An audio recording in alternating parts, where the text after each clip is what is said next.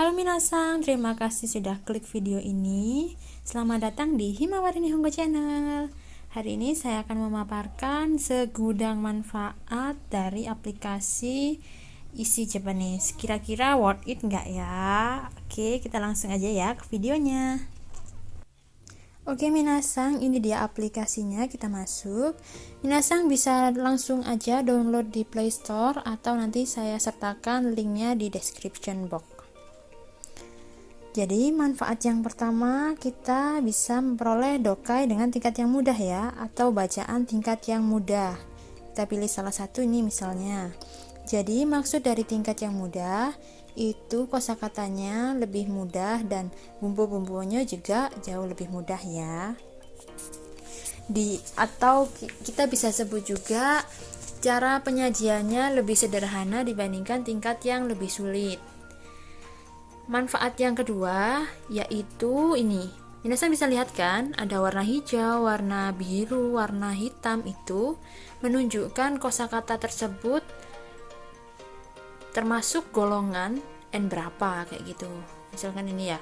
Oh, ternyata yang biru itu merupakan golongan N5, yang hijau N4, yang kuning N3, yang orange N2 dan yang merah N1 kayak gitu. Manfaat yang ketiga, ini bisa menerjemahkan secara otomatis loh. Maksudnya kayak gimana sih? Kita tinggal aja klik gini misalnya. Kaji ini. Nih, langsung muncul ya terjemahannya dalam bentuk bahasa Indonesia ada, bahasa Inggris ada, dan dalam bentuk bahasa Jepang juga ada. Gitu tuh. Kita kembali ke atas di fitur sini. Jadi yang ini, yang ada angka satunya itu, ini bisa digunakan untuk membaca terjemahan kayak gini nih. Oh, terjemahannya adalah ini, seperti itu. Atau kita juga bisa menambahkan terjemahan kita ke dalam aplikasi ini dengan menambahkan kayak gini, seperti itu. Lanjut ya, kita ke manfaat yang kelima, yaitu kita belajar kosakata. Oke, belajar kosakata di mana? Yaitu di buku, yang gambarnya buku ada tulisannya 25. Nih, ada 25 kosakata dari teks tersebut. Dan kita belajarnya juga tidak dengan cara begini saja. Kita bisa belajar dengan flashcard. Nih. Dan di flashcard ini ada terjemahannya loh. Kalau kita balik, kita klik aja. Ini terjemahannya dalam bentuk bahasa Indonesia dan ada cara penulisan kanjinya atau gambar ya. Ini ya, misalkan ini ya. Nih, ini ternyata adalah gambar kayak gitu. Selanjutnya manfaat yang keenam, gambar headphone ini, yang headphone ini digunakan untuk mendengarkan dan praktik pengucapan. Jadi caranya gimana? Kita dengarkan kalimat dengan memencet orangnya, yang AO itu dipencet, lalu kita bisa praktik pengucapannya dengan mikrofon itu, kita tahan dengan mikrofon itu, lalu kita penilaian diri dengan telinga kita. Jadi kita dengarkan hasil rekaman tersebut. Selain itu, kita bisa mengubah suaranya yang ngomong kayak gitu ya. Ini ada pilihannya. Dan kita bisa juga sesuaikan kecepatan dari pelafalan tersebut dengan mengeklik gambar kelinci di sini. Jadi kecepatannya kita bisa sesuaikan kayak gitu. Next ya.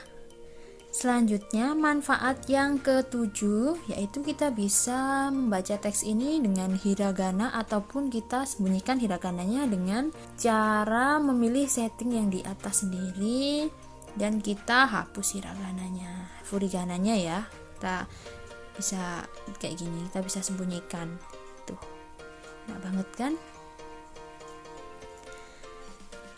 Lalu manfaat yang ke-8, ada cokai secara keseluruhan di bagian bawah sini ya.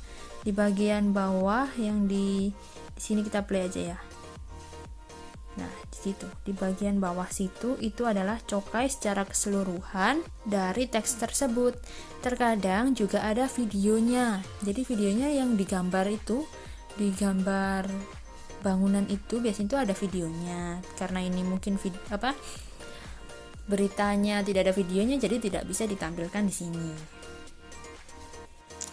Kita next ke manfaat yang ke-9 ya minasan, yaitu dokai yang tingkatnya sulit. Jadi di sini kalimatnya jauh lebih sulit, tidak sederhana, dan kosakatanya yang digunakan juga level yang sudah tinggi-tinggi ya, banyak sekali yang level N1 bisa kita lihat.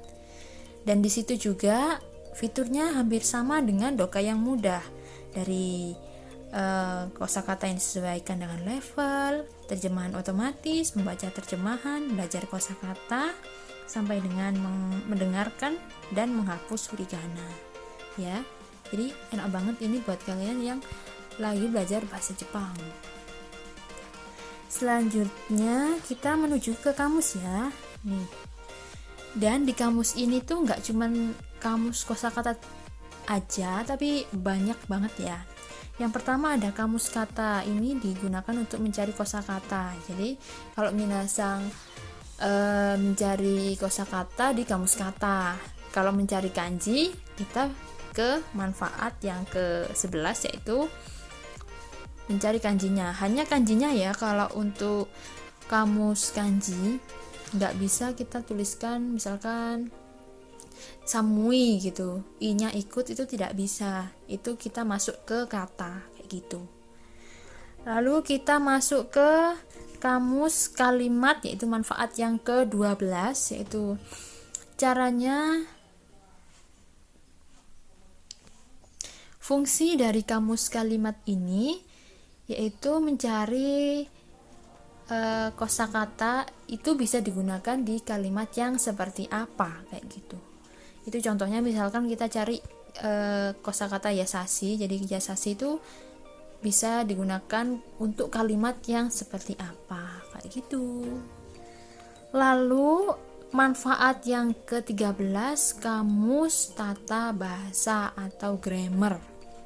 Kita bisa mencari grammar di sini, mencari artinya, kita bisa tahu gimana sih cara penggunaannya. Dan tinggal ketik aja, kita ngetiknya juga pakai tulisan bahasa Jepang, romaji atau bahasa Inggris. Lalu ada juga manfaat ke-14 yaitu kamus gambar. Jadi fungsinya kamus gambar itu kalau kita ada kosakata yang tidak tahu dan diterjemahkan ke dalam bahasa Indonesia juga kita masih nggak tahu, kita bisa cari gambarnya. Misalkan sushi ya. Misalkan sushi nih, jadi kalau kita umum sudah tahu ya sushi bentuknya seperti apa, tapi kalau ada orang yang tidak tahu, kita bisa cari sushi itu kayak apa sih gitu. Jadi nanti munculnya tuh gambar kayak gitu minasan. Selanjutnya ada JLPT. Oke, fitur selanjutnya yang bermanfaat banget, fitur ke-15 yaitu adalah JLPT. JLPT ini mulai dari N5 sampai dengan N1. Tuh, lengkap kan? Ada dokai, cokai, bumpo, lengkap banget pokoknya, ini udah kayak JLPT beneran. Dan manfaat ke-16 nya yaitu ada pembahasan serta sertifikatnya loh minasan. Tapi ya sertifikatnya bukan sertifikat yang legal yang bisa kita gunakan untuk melamar pekerjaan atau untuk pergi ke Jepang gitu. Jadi ilegal aja. Jadi senang aja gitu dapat sertifikat dari aplikasinya. Nanti kita bisa tahu hasilnya itu seperti apa. Lanjut ke manfaat ke-17 yaitu di lainnya sini. Kita di sini bisa mendapatkan rekomendasi lagu dan videonya. Nih di sini. Ini update terus ya. Ini video sama lagu-lagunya pasti update dan disesuaikan dengan level. Ada sulit, medium, dan mudah. Selain itu, rekomendasi lagu di sini tuh bermacam-macam ya variasinya ya. Ini variasi penyanyian tuh banyak banget. Jadi misalkan kita tidak suka dengan salah satu genre Jepang yang kadang kita merasa gitu-gitu aja lagunya, mungkin ada yang merasa kayak gitu loh ya. Ini saya tidak mendefinisikan untuk keseluruhan. Kita bisa pilih, oh kita itu ternyata genrenya misalkan Utada Hikaru gitu, kayak gitu tuh. Jadi kita bisa pilih deh di sini, kita bisa belajar bahasa Jepang di sini juga karena di sini tuh ada terjemahan bahasa Inggrisnya dan furigananya kalau kita klik. Dan manfaat ke-18, manfaat terakhir menurut saya itu adalah ada fitur podcast yang lagi kekinian banget di Indonesia. Fitur podcast ini nih di sini nih. Ini kita bisa dengerin podcastnya tanpa kita harus lihat videonya tuh. Itu sangat mudah sekali. Kita klik lalu kita play. Nih banyak banget di dalamnya podcast. Kira-kira ngomongin apa? Ini podcast bermanfaat karena bisa melatih cokai kita. Jadi kita nggak harus belajar JLPT, cokainya JLPT terus ya. Kita bisa belajar cokai dari podcast kayak gini. Karena semakin terbiasa, kita juga akan semakin mudah untuk menangkap atau membiasakan diri kita mendengarkan bahasa Jepang. Kayak gitu minasang. Baik minasang, sekarang saya akan memaparkan kekurangan dari aplikasi ini. Yang pertama, aplikasi ini ada aplikasi yang berbayar untuk beberapa fitur. Misalkan tadi ada JLPT N5 sampai N1, jadi ada N1 itu yang berbayar. Tetapi berbayarnya tuh nggak mahal-mahal banget sih. Sampai 300.000 itu sudah untuk selama-lamanya kayak gitu. Jadi boleh banget nih kalian beli versi berbayarnya juga. Kekurangan yang kedua yaitu kita harus mengaksesnya secara online, jadi tidak bisa secara offline ya. Kalau offline mungkin bakal menyimpan data yang sangat besar juga kayak gitu.